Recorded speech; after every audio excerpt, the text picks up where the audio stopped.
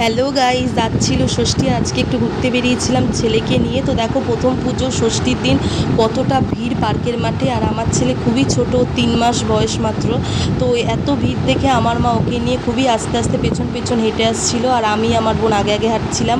আর প্রথম পুজো ষষ্ঠীর দিনই পার্কের মাঠে এতটা ভিড় আর এত চারিদিকে দোকান, তো দেখে মনে হচ্ছিল পার্কের মাঠে ঠিক দশমীর মেলাকেও হার মানিয়ে দিয়েছে।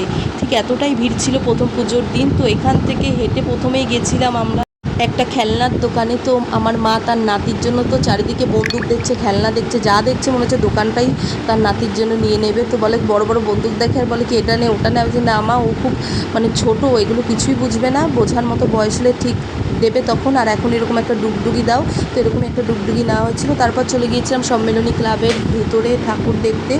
তো আমি তো আগের দিনই ঠাকুর দেখেছি, আমি, বোন, পিসি আর আমার মা। আর আমার ছেলে ঠাকুর দেখেনি, তাই সেদিন প্রথম ঠাকুর দেখছিল এই ক্লাবের।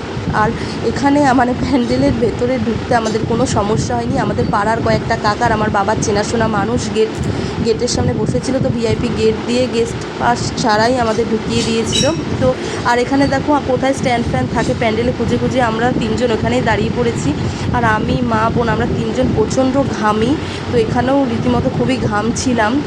তো দেখো এই ফ্যানের তলায় একটু দাঁড়িয়ে নিচ্ছি। আর এখান থেকে ঠাকুর দেখে বেরিয়ে আমরা একটু মোমো খেয়ে নিয়েছি, আর পটাটো স্প্রিং রোলও খেয়েছি, সেটার ভিডিও ক্লিপ করা হয়নি। তো খাওয়া দাওয়া করার পর আমরা হাঁটতে হাঁটতে একটু ইউরেকার সামনে এসে দেখি এত লম্বা একখানা ভিড়। ভেবেছিলাম ঠাকুর দেখবো, কিন্তু এত লম্বা ভিড়, শুধু মাথাগুলো দেখা যাচ্ছে দেখো।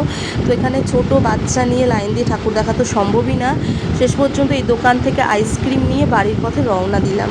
So bye bye.